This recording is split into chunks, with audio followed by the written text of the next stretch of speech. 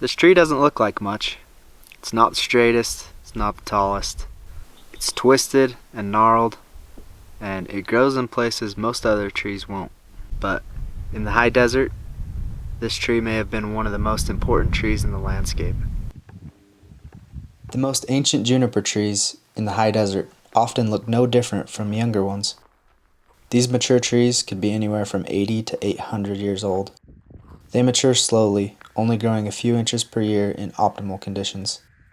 The oldest known juniper tree in Utah is in Logan Canyon, and it is estimated to be over 1,500 years old.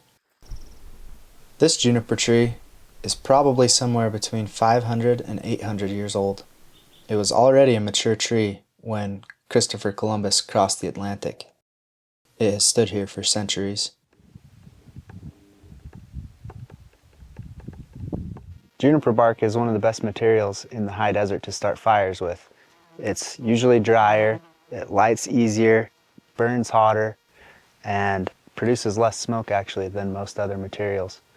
I'm gonna grab some right here off of this dead branch.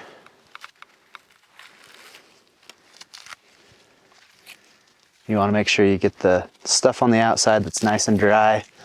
Once you get too far underneath, sometimes you can get a little bit more wet stuff.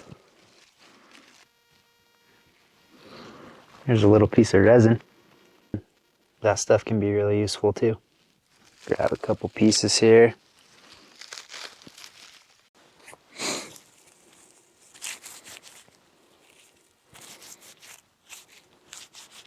The Havasupai actually used juniper bark as a slow match so that they could keep fire with them all day. They said if you made one of these and lit it in the morning, it could burn until noon. They would basically just grab this juniper bark, kind of ruffle it up, and then they would make twine or cordage out of it and light one end, and it would burn till noon.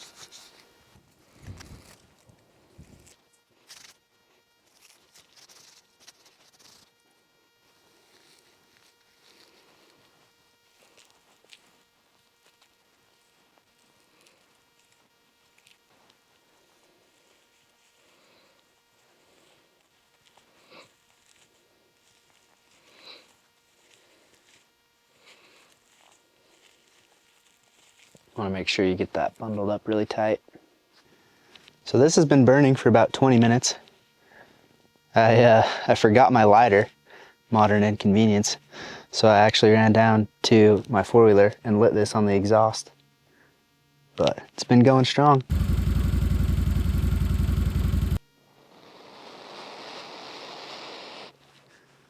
Still burning red in the middle.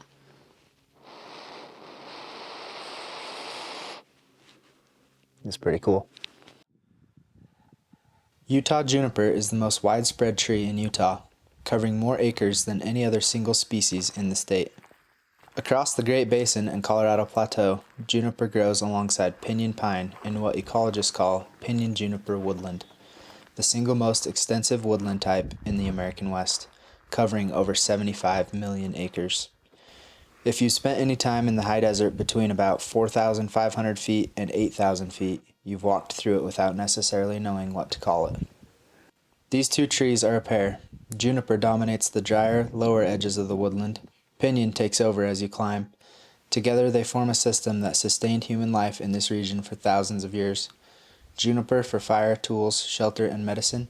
Pinyon for one of the most important foods in the entire Great Basin, pine nuts. We'll get to that in a future video. The arrival of pinyon pine into Nevada and Utah roughly 4,000 to 6,000 years ago is actually thought to have changed where people could live.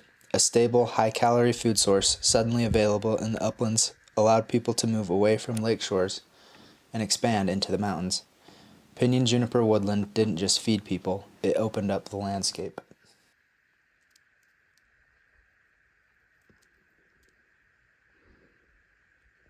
These are juniper berries. They're not actually a berry, they're a type of modified cone. They're not typically something that you would snack on or just eat as you're walking around because they're kind of resinous and bitter.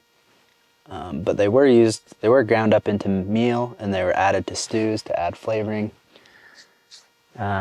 They kind of have this outer shell, soft shell on them, and then a hard seed in the middle. The hard seed in the middle is actually what's used for Navajo ghost beads. And I'll show you that in just a bit.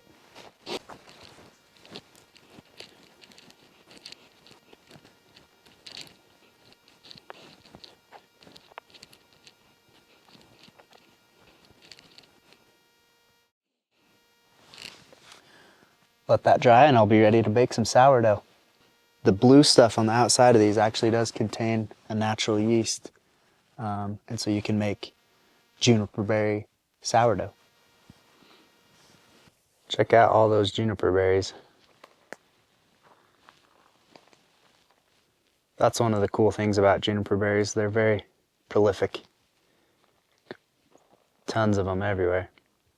If you look around under a juniper tree, you'll find some of these seeds from inside that have a hole in them like that. And that hole makes it perfect to string on some cordage and make a necklace or a bracelet. Ghost beads were often made, worn, and given as gifts to help ward off evil spirits.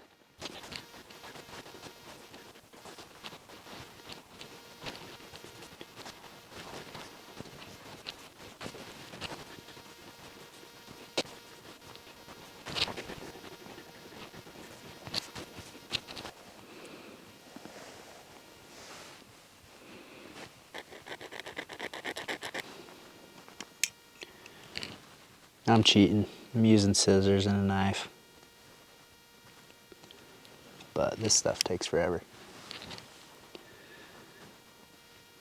So the story with these goes that this helps connect you to Mother Earth because the tree grew the seeds. The squirrels and rodents eat the shell and carve one hole in the side of the seed. And you finish it by carving the other hole and stringing them together into your spirit beads. They're most commonly called ghost beads, but I've heard them called spirit beads.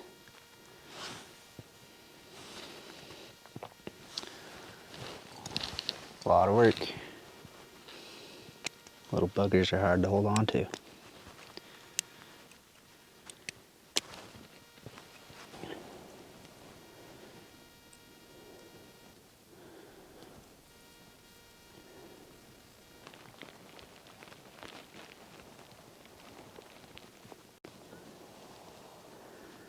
It's been a couple hours and still smoldering. Getting to the end of our bundle though. One of the main uses for juniper trees that we haven't gotten into is actually the wood. The wood from juniper trees is very useful. It's rot resistant, so you can use it for posts when you're building structures and it'll last a long time.